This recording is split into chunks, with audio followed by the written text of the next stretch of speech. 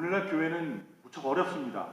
코로나 바이러스 때문에 더 어려워진 것 말고도 교회가 참 어렵습니다. 교회 숫자는 어느 교단이나 다 줄어가고 있고요. 말로는 나는 그리스도입니다. 그렇게 고백하는 사람들이 많지만 사실 교회를 열심히 참여하고 제자가 되기 위해서 열심히 신앙생활하는 사람들은 많이 적어지고 있습니다. 우리가 듣고 나누고 전하는 복음은 오늘을 살아가는 사람들에게 별로 인기가 없습니다. 인기가 있으면 교회가 그득그득 차고 교회의 모든 목회가 사람들로 가득 차겠죠. 하지만 그렇지 않습니다. 우리 인간에게 하나님이 꼭 필요합니다. 당신에게는 하나님이 꼭 필요합니다. 나는 하나님이 꼭 필요한 사람입니다. 이렇게 귀한 복음을 말합니다. 우리는 그 사명을 주님으로부터 받았습니다. 복음을 전하라는 사명이죠. 하지만 요즘 세상은 다른 존재에게 삶을 의지하는 것은 굉장히 약한 것으로, 더 나아가서 모자란 것으로 그렇게 치부하는 그런 세대가 되었습니다. 스스로 강해지고 스스로 지혜로워지고 그래서 성공하고 잘 돼야 한다. 세상은 그렇게 이야기하고 가르치죠. 예수 그리스도의 교회에 속한 우리는 하나님의 법이 가장 높은 권위를 가진다. 그렇게 선포하고 그렇게 선포하라는 명령 또한 받았습니다.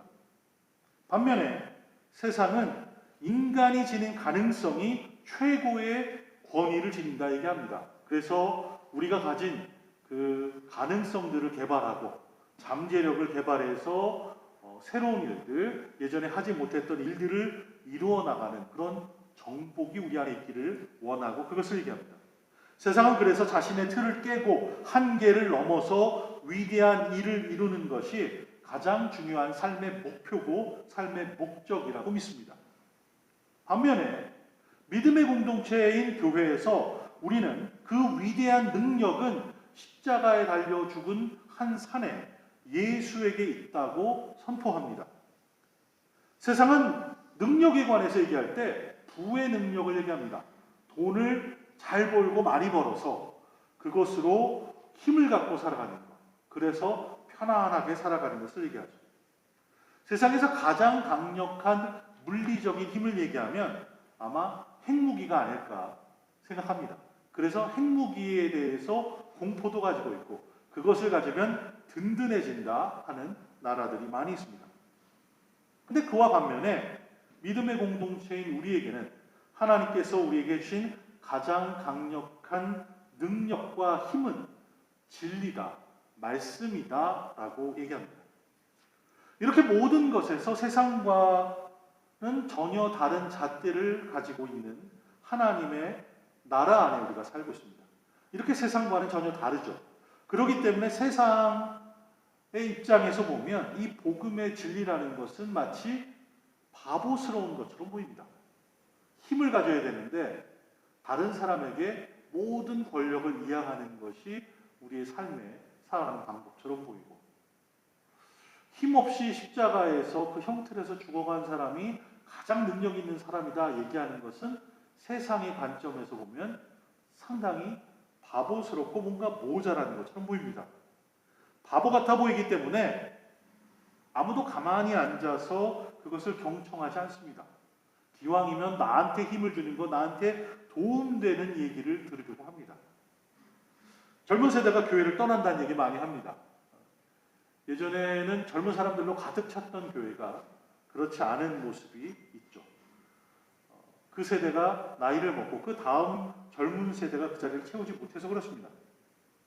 이렇게 젊은 세대가 교회에 나오지 않는 이유, 혹은 교회를 떠나는 문제가 바로 세상이 그렇게 생각한다 하는데 관계가 있습니다.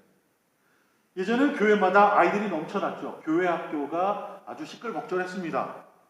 교실이 없어도 복도에 앉아서 혹은 교회 계단에 앉아서 주차장 한켠에 앉아서 분방 공부하고 거기서 성경 배우고 하는 것들이 주일의 모습이었습니다. 하지만 이제는 그렇게 교회 학교가 열심이었던 그 옛날 교회들을 다 찾아봐도 그런 모습을 보기가 어렵습니다. 교회 학교를 다닐 만한 자녀를 둔 부모 세대가 교회를 떠난 세대이기 때문에 그렇습니다. 세상이 알려주는 지혜를 따라가며 세상의 잣대에 맞춰가며 거기에서 영적인 만족을 찾으려 합니다. 선하게 살고 나쁜 짓 하지 않으면 천국에 갈 것이다 라고 믿으면서 구원이라는 것을 자신 안에서, 자기가 하는 행동 안에서 찾으려 합니다. 사람들은 스스로가 구원자가 되려고 애를 쓰는 것이죠. 심지어는 교회 안에서도 이렇게 믿는 사람들이 있습니다. 세상의 잣대를 신앙 안으로 끌어들여오고 있죠. 돈을 많이 벌어서 부자가 되는 것도 하나님께 순종하는 것, 하나님께 충성하는 것의 보상으로 받는 것이다 라고 가르치고 그렇게 배웁니다. 하나님 안에서 충분한 믿음을 가지면 경제적으로 풍요롭게 된다고 믿습니다. 하나님의 자녀된 자들에게는 부자가 되는 것보다 더 큰 선물은 없는 것처럼 우리는 그렇게 가르치고 그렇게 배웁니다. 그리고 정치적으로 어느 당을 지지하는가 하는 것으로 믿음을 편가르려고 하죠. 이쪽 당을 지지해야 제대로 믿는 사람이고 저쪽 당을 지지하면 이 사람은 뭔가 믿음이 잘못된 사람이다 하는 이상한 잣대로 우리의 편을 가르죠. 또 어떤 특정한 사안에 대해서 그걸 동의하는가 혹은 그걸 거부하는가를 가지고 하나님의 자녀인지 아닌지를 나누려고 합니다. 하지만 어떤 정당의 정책과 그들이 추구하는 것이 복음의 진리를 전체를 다 충분히 표현하지는 못합니다. 우리는 별의별 이유를 다 가지고 우리끼리 편을 갈라 싸웁니다. 때로는 그럴 만한 이유도 있습니다. 때로는 정말로 싸워야 할 때가 있죠. 진리를 위해서 포기하지 않고 있어야 될 때도 있습니다. 그런데 때로는 전혀 말이 안 되는 이유로 분열하면서 분쟁합니다. 정말 우리 안에 어떤 이단적인 생각이 있고 그런 움직임이 있어서 싸우면 그 끝까지 싸워야 하겠죠. 그건 구원과 관련된 본질적인 문제니까요. 그런데 우리가 싸우는 것들 보면 주로 전혀 그런 것과 상관없는 그런 것들을 가지고 싸웁니다. 예를 들어서 우리가 밥을 먹는데 접시가 무슨 색깔이냐 이런 거 갖고 싸웁니다. 일회용 컵을 사용하는 게 맞느냐 아니면 계속 사용할 수 있는 컵을 사용하고 그걸 설거지하는 게 맞느냐 이런 거 갖고 싸웁니다. 사실 그런 거는 어느 걸 사용해도 복음과는 관계가 되는 게 없죠. 구원과는 상관없죠. 근데 우리가 정말로 열정을 가지고 싸우는 건 그런 겁니다. 이 방의 카페트 색깔은 무엇이냐 이거 갖고 싸우다가 교회가 갈라지는 건 좀 많이 봤습니다. 그렇게 서로를 감싸지 못하고 나누고 가르고 너와 나를 구분하는 것. 이 사람이 내 편인가 아니면 저 사람 편인가 그렇게 구분하는 것을 그런 우리를 보면 마치 교회의 모든 것들이 다 무너져 내리는 것만 같습니다. 안 그래도 교회는 그냥 있어도 어려운데 어려운 시대를 살아가는데 과연 우리는 무엇을 해야 이 어려운 때를 이겨나갈 수 있을까요? 오늘 본문에 나오는 1세기를 살았던 빌립보 교회의 형제 자매들도 아마 하늘을 향해서 손을 들면서 하나님 무엇을 어떻게 해야 합니까? 하는 그런 몸부림 치면서 울부짖음이 있었다고 저는 생각합니다. 우리는 이제 무엇을 해야 합니까? 그들의 울부짖음을 하나님께서 들으십니다. 그들은 위대한 사도 바울이 체포됐다는 소식을 들었습니다. 자신들에게 복음을 전해주고 교회가 든든히 서갈 수 있도록 도와주고 또 여러 지방으로 다니면서 교회가 세워지는 아름답고 참 복된 소식, 힘이 나는 소식을 전해주던 사도 바울이 붙잡혀서 감옥에 갇혔다 하는 얘기를 들었습니다. 복음을 열심히 전하기 위해서는 사도 바울이 그들에게 꼭 필요하죠. 와서 한 번만 말씀을 전해주면 그때 친구들을 이웃들을 불러 모아서 그 설교 한 번만 들으면 이 빌립보 교회가 부흥 성장할 텐데 사도 바울이 감옥에 갇혀서 오지 못하니 사도 바울은 꼭 필요한데 하나님 왜 이런 일을 허락하십니까? 하는 그런 질문이 머릿속에 있었습니다. 예수님께서 십자가에서 우리의 죄를 사하시기 위해서 돌아가신 그 복음이 그리스도 사람들에게는 바보 같은 이야기로 들리죠. 빌립보 교회는 열심히 전하려고 하지만 그리스 사람들에게는 그 예수라는 사람이 십자가에 죽은 일이 뭐 그렇게 대단한 일인가 하면서 듣질 않습니다. 또 유대인들에게는 예수가 메시아다, 그리스도다 하는 말이 걸림돌이 되어서 예전에는 알고 지내던 사람들이 이제 발길을 끊고 빌립보 교회 다니는 사람들을 외면합니다. 사도 바울이 있었다면 사도 바울이 가진 지혜와 지식과 경험을 가지고 그들을 잘 설득할 수 있습니다. 그리스 사람들에게 그들의 철학을 통해서 논쟁을 통해서 얘기할 것이고 유대 사람들에게는 구약시대 때부터 내려오는 하나님의 말씀을 가지고 예수가 왜 그리스도인지를 잘 설명해 줄 수 있었습니다. 설득할 수 있었죠. 빌립보의 그 어느 누구도 사도 바울처럼 뛰어난 지식을 가지고 있지 않고 그래서 그리스인과 유대인들을 설득할 수 있는 능력을 가지고 있는 사람들은 없었습니다. 사도 바울이 빌립보 교회를 돕지 않는다면 이 빌립보 교회는 앞으로 성장하고 전도에 열심히 참여하는 일에 어떻게 해야 될지 큰 의문이 들고 의심이 들었습니다. 어찌 이 일을 계속할 수 있을 것인가 하는 안타까운 마음이 그들 안에 있었습니다. 사도 바울 없이는 아무도 빌립보 교회 복음을 들을 것 같지 않았기 때문에 그렇습니다. 설상가상으로 어떤 사람들은 바울이 감옥에 갇히게 된 상황을 가지고 자신들의 이익을 챙기는 사람들이 있었습니다. 그들은 바울이라는 사람은 처음부터 잘못된 사람이다라는 목소리를 높였습니다. 바울이 선한 사람이었다면 하나님께서 쓰실 만한 그런 그릇을 갖춘 사람이었다면 하나님께서 그를 감옥에 쳐놓지 않으셨을 것이다 라고 그럴싸하게 그를 비난합니다. 바울은 감옥에 갇혔으니 분명 하나님 앞에 뭔가 잘못을 저지른 사람이 분명할 것이다 이렇게 얘기합니다. 아마 그가 선교 사역을 하면서 준 헌금을 뒤로 살짝 챙겼을지도 모른다. 뭐 이상한 루머까지도 막 얘기하면서 하나님 앞에 분명한 잘못을 저질렀기 때문에 하나님께서 그를 감옥에 가두셨다 이렇게 얘기합니다. 그들은 그리스 사람들이 그리스도의 제자가 되려면 반드시 할례를 받아야 된다. 유대인의 관습을 따라야만 예수를 믿을 수 있다라는 주장을 했습니다. 그리고 다른 그리스도인들에게 말하기를 자신들은 특별한 아주 구원에 관한 비밀을 알고 있으니 구원을 얻기를 원한다면 자신들의 그룹에 속해야만 하고 자신들에게만 배워야 천국이 난다. 그렇게 주장을 했습니다. 사도 바울이 가르친 복음은 불완전한 것이다라고 얘기하는 것이죠. 온전한 복음을 배우려면 나한테만 배워야 한다라고 얘기하는 그런 지도자들이 생겨났습니다. 우리들 사이의 말다툼과 분쟁은 우리의 공동체를 든든하게 하는 것이 아니라 우리를 흩어버리는 역할을 하죠. 아까 얘기한 것처럼 뭔가 좀 진짜 싸울 만한 것 갖고 싸우는 게 아니라 이 접시 색깔이 왜 이렇습니까? 크기는 왜 이렇습니까? 카페트 색깔이 이거 뭡니까? 이런 얘기를 갖고 싸우다 보면 우리 교회가 든든해지는 게 아니라 흩어집니다. 교회에 나오는 게 재미가 없어지죠.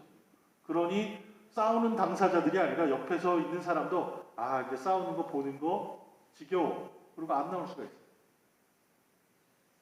교회는 점점 작아지고 우리를 대항하는 악한 세력은 무척이나 강해지는 것이죠. 우리는 너무나도 연약해서 망하게 될 것입니다. 그렇게 된다면 하나님의 복음은 어떻게 되는 것일까요? 빌립보 교회 사람들이 그런 생각을 했습니다. 사도 바울이 그렇게 열심히 복음을 전했는데 사도 바울만 같은 그런 능력을 가졌다면 우리도 복음을 열심히 전할 수 있을 텐데 근데 사도 바울은 감옥에 갇혔죠. 사도 바울을 욕하는 사람들 그리고 자신을 편가르는 사람들이 생겨났습니다. 교회의 미래가 아주 암울한 것이죠.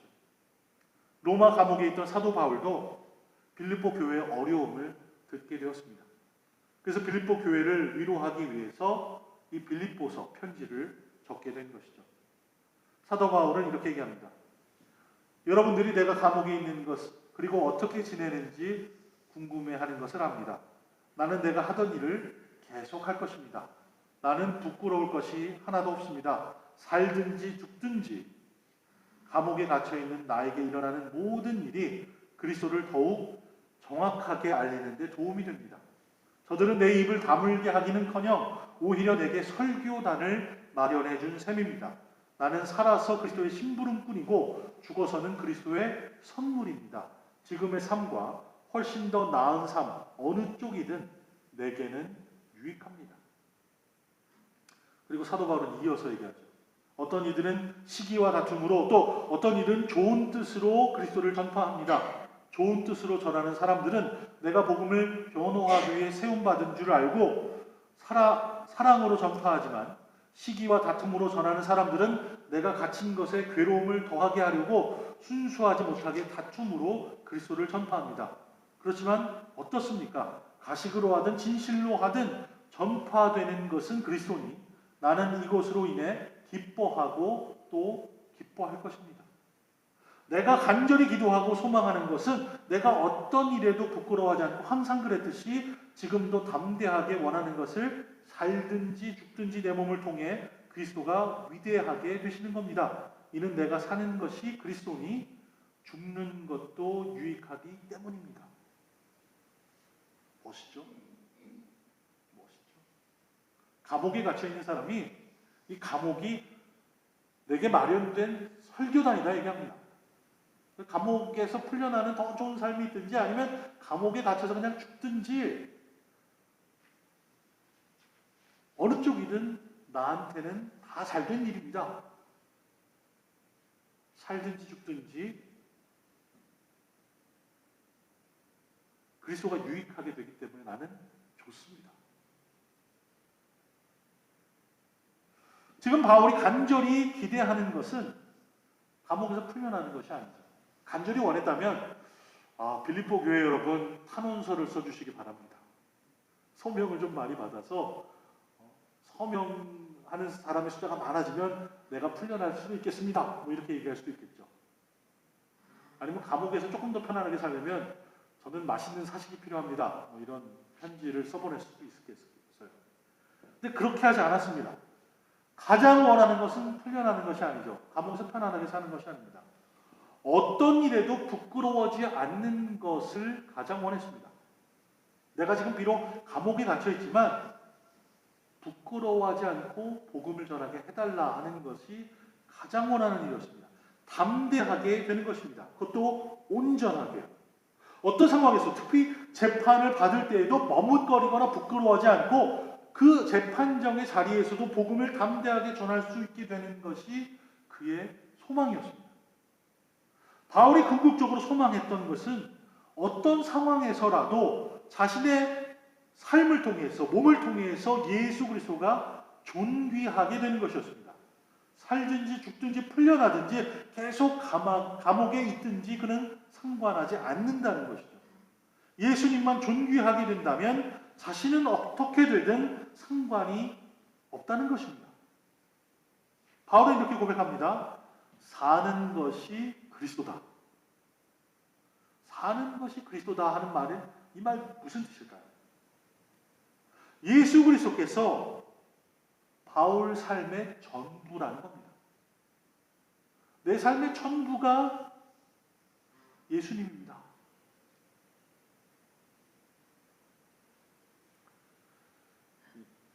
한 집에 예쁜 아기가 태어나면 경사가 납니다. 우리 교회도 송기영 권사님 댁에 이쁜 손주가 태어나서, 건강한 손주가 태어나서 아주 기뻐하시죠. 이렇게 어린아이가 태어나면 부모든 할아버지 할머니든 그 아이 보는 게 전부입니다. 하루 종일 사진 들여다보고 하루 종일 그 동영상 들여다보고 합니다. 목사님들 중에 이제 손주 보고 손녀 보고 그런 분들은 가끔 그 사진들 올리고 사진 보여주세요. 그러면 이제 너무 많이 그러셔서 보여줄 때마다 벌금 내라고 합니다. 삶의 전부죠. 그 생명이 얼마나 귀합니까? 우리 삶의 전부인 때가 있습니다. 젊었을 때 연애에 빠지면 그 상대방이 삶의 전부입니다. 밥 먹을 때에도 깨어있는 모든 순간 그 사람을 생각하죠. 바울에게 있어서는 사는 것이 그리스도입니다. 예수님입니다. 예수님 때문에 살고 있고 예수님을 따라가고 있고 예수님이 너무 좋은 겁니다. 예수님을 닮는 것, 예수님을 전하는 것이 삶의 목적이라는 것이죠. 그렇기 때문에 바울이 죽는 것은 두려운 일이 아니라 오히려 유익이다 합니다. 왜냐하면 바울이 담대하게 복음을 전하다가 죽으면 오히려 복음이 힘을 얻고 더욱 강력하게 전파될 것이고, 더 나아가서 그토록 사모하던 예수님을 직접 다시 만날 수 있게 되기 때문에 그렇습니다. 빌립보 교인들은 분명 사도 바울의 편지를 기쁨으로 읽었을 것입니다. 그 사도 바울이 그렇게 소식을 전해오니 얼마나 고맙겠습니까? 죽지 않고 감옥에 있지만 자신들을 기억하고 편지를 보내준 바울이 참 고맙고 감사했을 겁니다. 그럼 빌립보 교회는 바울 없이 어떻게 복음을 전파했을까요? 그들은 여전히 바울이 인도해 주기를 바랬습니다. 바울이 와서 복음을 좀 전해주고 설교를 좀 해주고 말씀을 가르쳐줬으면 참 좋겠다 생각을 했습니다. 빌립보 교회에 생겨나는 그런 어떤 의심도, 크고 작은 어려움도 잘 넘길 수 있도록 바울이 도움을 줄 수 있는 그런 사람이라고 그런 생각했습니다. 빌립보 교회에는 바울이 아주 유일한 도움이었죠. 이렇게 바울은 그들에게 유일한 소망과 같은 존재였습니다. 그런데 놀라운 일이 있습니다. 그것은 바울은 이 편지를 쓴 이후에 아마 다시 빌립보로 돌아가지 못했을 것이라는 겁니다. 만약 사도 바울이 이 편지를 로마에서 썼다면 많은 사람들이 믿는 바처럼 바울은 빌립보 돌아가기 전에 로마에서 순교를 당했죠. 그리고 만약 로마가 아닌 다른 곳에서 이 편지를 썼다고 하더라도 바울은 편지를 보낸 이후에 그리 오래 살아있지 못했다는 것입니다.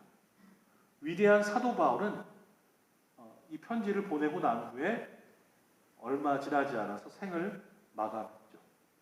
그런데요, 복음은 계속 전해졌습니다. 빌립보 교회가 생각하기에는 자신들이 복음을 전하고 선교하려면 사도 바울이 꼭 있어야 된다. 사도 바울만이 유일한 희망이다라고 생각했는데 그 사도 바울이 없어지고 나서도 복음은 계속 전해졌습니다. 사도 바울이 죽고 나서도 교회는 계속 그 사역을 이어나간 것이죠. 그리고 몇 년 후에 교회는 많은 사람들이 복음으로 돌아서도록 만든 이단과 마주해야만 했습니다. 교회가 점점 어려워지고 복음 전파하는 일이 어려워졌는데 그 교회에 있던 사람들을 떠나게 만든 이단들이 그 안에 있었습니다. 많은 이단 중에는 영지주의자들과 아리우스주의자들이 있었습니다. 이 영지주의자들은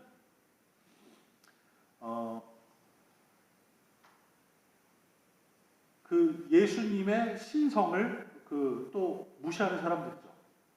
예수님이 이 땅에 온 것, 신으로 온 거 아니라 그냥 육체로 왔다. 예수님이 하나님께 창조된 그런 사람이다. 그렇게 해서 하나님으로 오셨다 하는 것들을 거부하는 그런 움직임들이 있었습니다. 이런 이단들 때문에 많은 사람들이 교회를 떠나가게 됩니다. 그래도 교회는 계속해서 복음 전하는 사역을 이어나갔습니다. 6세기 정도 되었을 때는 기독교는 하나의 교회였습니다. 그런데 이 하나의 교회였던 그 교회가 둘로 나누어졌습니다. 동방의 교회와 서방의 교회가 나눠진 것이죠. 동방교회는 정교회, 그래서 오르토독스 철치라는 것으로 바뀌었고 서방의 교회는 카톨릭 교회로 나눠졌죠.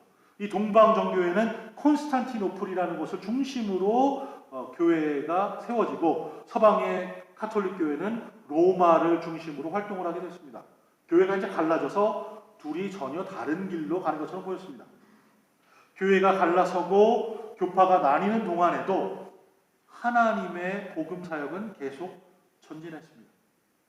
세월이 한참 흘고 세기가 뒤바뀌어 마틴 루터가 부정과 부패로 어수선해진 교회를 반대하면서 종교 개혁을 일으키죠. 우리가 종교 개혁이라는 말을 들으면 막 횃불 들고 막 나서서 막 큰 일을 폭도들이 막 있고 반대해서 시위하고 막 이런 것처럼 생각하기가 쉽습니다. 근데 마틴 루터의 종교 개혁은 사실 교회문에 95개의 반박문을 이렇게 문에다가 못 박아서 걸어두는 것으로 시작됐습니다. 그게 전부죠. 아무도 사용하지 않는 고전 라틴어로 성경을 읽고 설교하고 기도를 하니 교회에 앉아서 설교를 듣는 사람들은 그 말이 무슨 얘기인지 하나도 못 알아듣습니다. 이제 더 이상 사용하지 않는 거예요. 그것을 모두가 읽는 그 당시 독일어로 바꾸어서 성경을 사람들에게 읽도록 한 것은 엄청난 일이었죠. 때마침 구텐베르그가 그 인쇄 기술을 발전시켜서 성경을 번역하고 그것을 인쇄해서 모든 사람들이 나눠 가질 수 있게 된 것이 아주 큰 일이었습니다. 누구나 은혜로 구원을 얻을 수 있는데 당시 교회 지도자들은 거대하고 화려한 교회 건축을 위해서 그것을 목적으로 면죄부를 팔았죠. 그걸 팔아서 받은 돈으로 교회를 아주 화려하게 만들고 돈을 많이 기부한 사람들에게만 앉을 수 있도록 그들 가족을 위한 자리를 마련해 놓는 것이 그 당시 교회의 하는 일이었습니다. 마틴 루터의 종교개혁의 결과로 서방의 교회는 다시 둘로 갈라졌죠. 카톨릭 교회와 그것을 거부해서 개혁을 일으킨 개신교회가 나눠졌습니다. 하지만 그 분리는 세월 속에서 계속 곁가지를 이루면서 더 많은 종파들로 발전됐죠. 그렇게 나뉘어지는 분리 속에서도 복음은 계속 전진했습니다. 이렇게 종교개혁에 이어서 더 급진한 개혁이 일어났죠. 어떤 사람들은 오직 어른들만 세례를 받을 수 있다 주장하고 다른 이들은 모든 것은 하나님께서 미리 계획하신 대로만 이루어진다라는 고백들을 합니다. 이렇게 다른 신학적인 주장들이 나오고 심지어 자신들의 주장을 관철하기 위해서 신학과 신앙의 차이 때문에 폭력을 사용하기까지도 하고 전쟁을 일으켜 살인까지도 저지르는 일이 일어났습니다. 그럼에도 불구하고 복음은 계속 전진했습니다.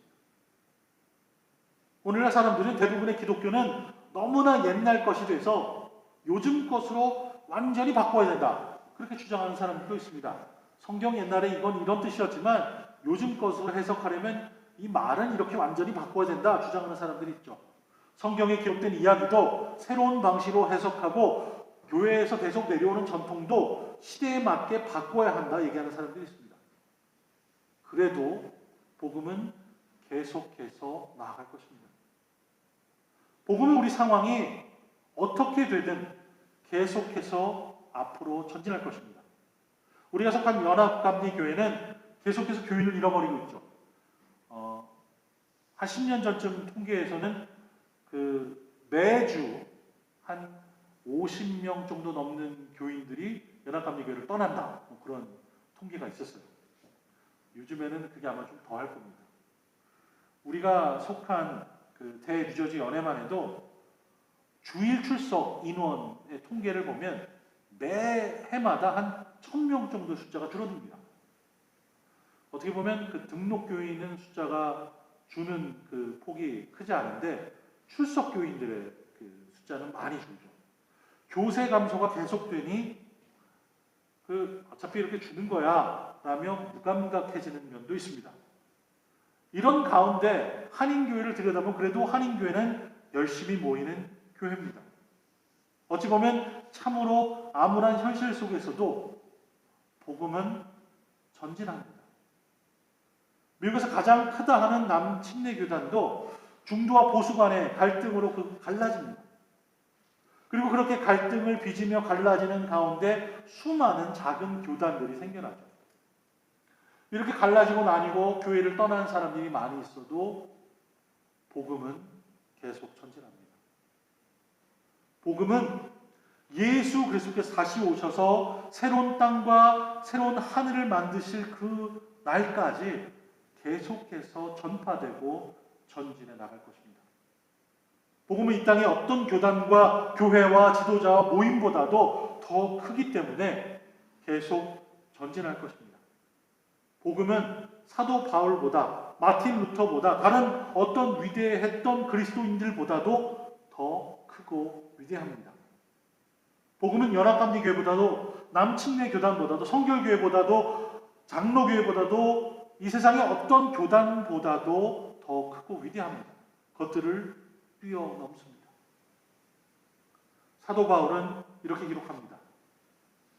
내가 간절히 기대하고 소망하는 것은 내가 어떤 일에도 부끄러워하지 않고 항상 그랬듯이 지금도 담대하게 원하는 것은 살든지 죽든지 내 몸을 통해서 그리스도가 위대하게 되시는 것입니다.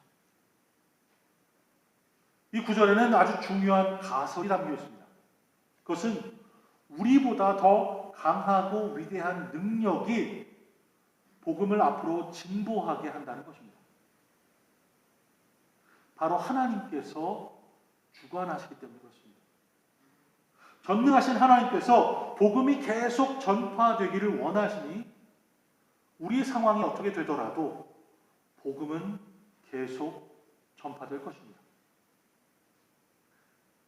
바울은 그리스도의 삶이 쉽다고 얘기하지 않습니다. 물론 우리의 삶은 은혜로 시작되고 은혜로 유지되는 삶입니다. 하나님과 상관없이 살았던 우리들이 예수 그리스도를 믿게 되고 구원받아서 하나님을 아버지라고 부르게 되는 것은 기적이죠. 하지만 그렇다고 해서 하나님의 소유된 백성이 되었다고 해서 하나님의 자녀가 되었다고 해서 우리 인생이 만사형통한 삶이 된다고 보장되지는 않습니다. 오히려 하나님을 따르기로 결정한 그 믿음 때문에 전쟁터로 들어가게 된다고 보는 것이 더 맞을 것 같습니다. 우리 안에 아직 남아있는 옛 사람과 싸워야 하니 우리를 하나님 은혜에서 멀어지게 하려는 이 공중 권세 잡은 그 사탄의 세력과 싸워야 하죠. 이 싸움은 주님을 뵙는 날까지 계속될 겁니다. 특별히 오늘 바울이 말하는 고난은 믿음 때문에 당하는 고난을 의미하는 것이죠. 바울이 지금 감옥에 갇힌 것이 그의 믿음 때문에 그렇습니다. 그런데 바울은 그 고난을 은혜라 얘기합니다. 믿음이 은혜로 주어졌던 것처럼 믿음 때문에 받는 고난도 은혜라고 그는 받아들였습니다. 그리고 우리도 그렇게 받아야 합니다. 더구나 이 은혜라는 단어는 선물 혹은 특권이라고 번역되는 것이죠. 그러니 그 말대로 얘기하면 우리가 받는 고난은 하나님의 자녀이기 때문에 받는 특권입니다. 바울은 빌립보 교인들에게도 같은 싸움이 주어졌다 이야기합니다. 사실 오늘을 살아가는 우리들은 바울처럼 또는 지금도 신앙의 자유를 누리지 못하는 세계 곳곳의 형제자매들처럼 신앙 때문에 감옥에 가지는 않습니다. 바울은 감옥에 갔고 또 기독교 국가가 아닌 기독교를 탄압하는 국가에 있는 그리스도인들은 감옥에 갑니다. 하지만 우리는 믿음 때문에 감옥에 가진 않죠. 하지만 각자의 자리에서 믿음으로 인한 싸움을 하는 경우는 많습니다. 어떤 경우에서는 감옥에 가 있지는 않지만 창살 없는 감옥을 매일 일상에서 살아가는 우리 형제와 자매들이 우리 주변에 있습니다. 믿지 않는 가족들로 인해서 어려움을 겪기도 하고 때로는 말씀대로 살려다 보니 직장에서 어려움을 겪기도 하고 사업을 하면서 손해를 볼 때도 있습니다. 열심을 내고 용기를 내어서 복음을 전했는데 그것 때문에 무시를 당하거나 비난을 받기도 합니다. 이런 건 모두 바울과 같은 싸움을 싸우고 있는 것이죠. 우리가 특권을 누리고 있는 겁니다. 만약에 여러분들이 이런 싸움에 계시다면 낙심하지 마시기 바랍니다. 하나님께서는 그 고난을 통해서 우리의 믿음을 더욱더 강하게 하고 하나님 닮는 성품으로 빚어가실 것입니다. 그리고 우리의 믿는 그 복음이, 우리가 붙드는 그 복음이, 우리가 생명처럼 여기는 그 복음이 참되라는 것을 반드시 모든 사람들이 볼 수 있도록 드러내 주실 것입니다. 우리는 고난의 때를 살아갑니다. 특별히 팬데믹으로 어려운 고난의 때죠. 이때 우리가 붙들고 살아가는 이 복음이 우리의 삶을 통해 드러나기를 원합니다. 우리의 일상을 통해서 그 향기가 전해지고 그 빛이 드러나고 우리의 살아가는 맛이 우리 주변에 전달되기를 간절히 소망합니다. 기도하겠습니다.